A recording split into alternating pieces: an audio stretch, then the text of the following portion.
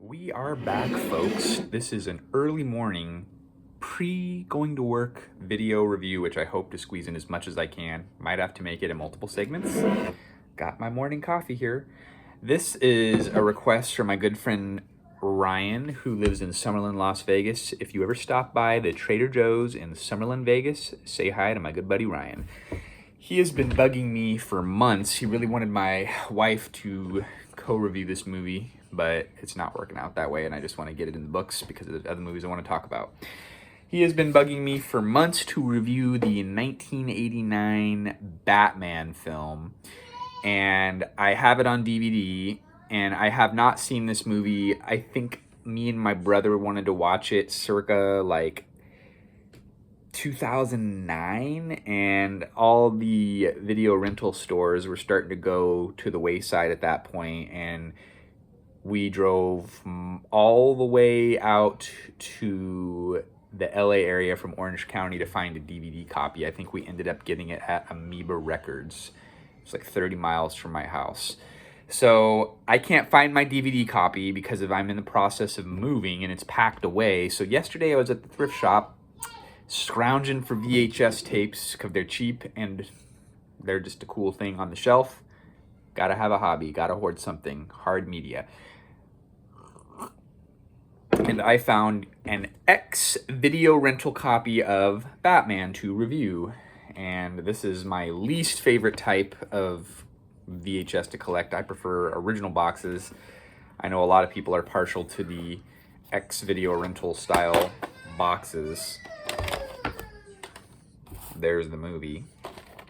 And you can see it's got the anti-theft strip there and barcode that says Major Video, 3848 McHenry Avenue, Modesto. Long gone, but here you go. You got this artifact. So that's kind of cool, I guess.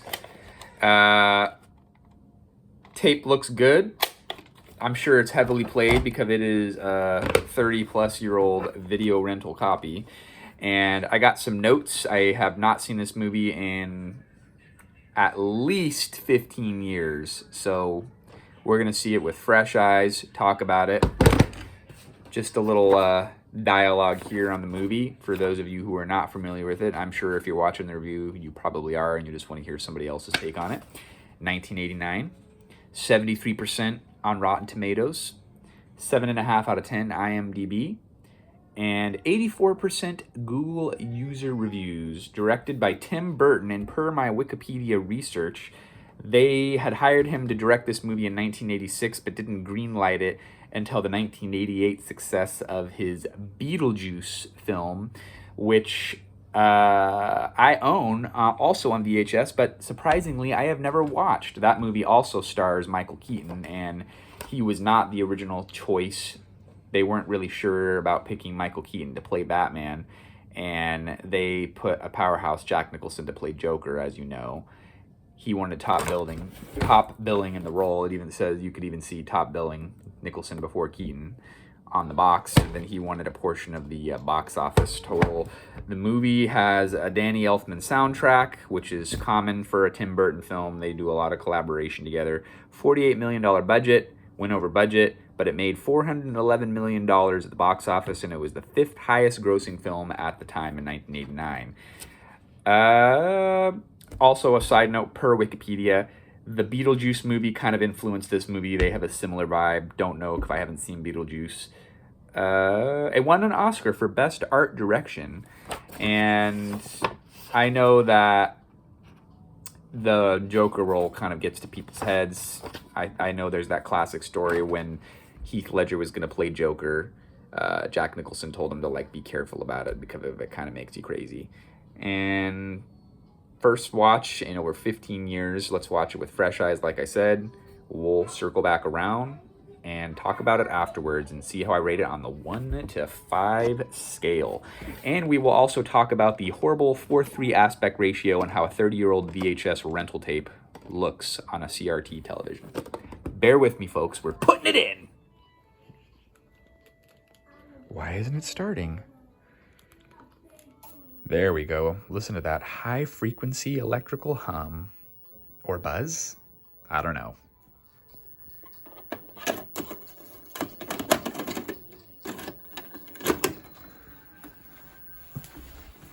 let's see. Is it gonna work? Oh, great. Why is it not working? Technical difficulties. Okay. Warner Brothers ball cap? It's coming to life. You can't watch a Warner Brothers movie without a Warner Brothers ball cap. Listen, Doc, what if they ordered a Warner Brothers ball cap so they had High quality for a highly played VHS video rental copy. For this. A new Warner Brothers catalog. Use it to order your Warner Brothers ball cap. And while you're at it, you can order stuff like T-shirts, posters, movie books, ties. That's neckties. It's all in the catalog, which you can get now by dialing this 900 number. So when you pre-internet, folks. Well, no, they have to call now. They can't watch the movie until they order their $1.50 a new minute. catalog. Wow. You're despicable. It was a different time. All right, we'll stop it there so we don't interfere on any type of copyright vibes. And we'll come back after the picture. I just finished watching the 1989 Tim Burton Batman. And I will say that the movies of that time period, kind of like mid to late 80s, have a similar vibe. I'm like picking up on like the movie Highlander, a lot of the outside scenes, the way they did the lighting and just the overall grittiness and the way they just showed city life kind of reminded me of like a Highlander movie. And even the movie that came out a year after this, the Warren Beatty directed starring Dick Tracy movie, also had a Danny Elfman soundtrack. It kind of had a similar feel to it. But I like this era of movies where there was not really any computer CGI stuff. It was all real special effects, hand-painted backdrops. It just kind of had a very studio-made feel. You could tell it was all filmed in a studio with sets created, and it just kind of felt like a very comic book, kind of like we talked about earlier on, that Tim Burton vibe where it's kind of like very fantasy. And you can talk about all the different types of Jokers and which one is the best, but to me they're all different in their own way, whether it's the Joaquin Phoenix one, the more recent movie, Heath Ledger, or is it Jack Webb, I think is the original. I don't know, no, it's Romero. Cesar Romero, I think, was the original one. Anyway, they're all just kind of different in their own way, and I don't want to say one's greater than the other. The Jack Nicholson one is great, but I feel like Jack Nicholson kind of feels like Jack Nicholson no matter what role he's in, if that makes sense. His Jack Nicholson vibe just kind of shines through, but he does come across as crazy and maniacal. And I got my special guest reviewer here that watched the tail end of the movie, my son Charlie. And you enjoyed the movie, didn't you? Yeah. Was that Joker pretty bad? Mm-hmm.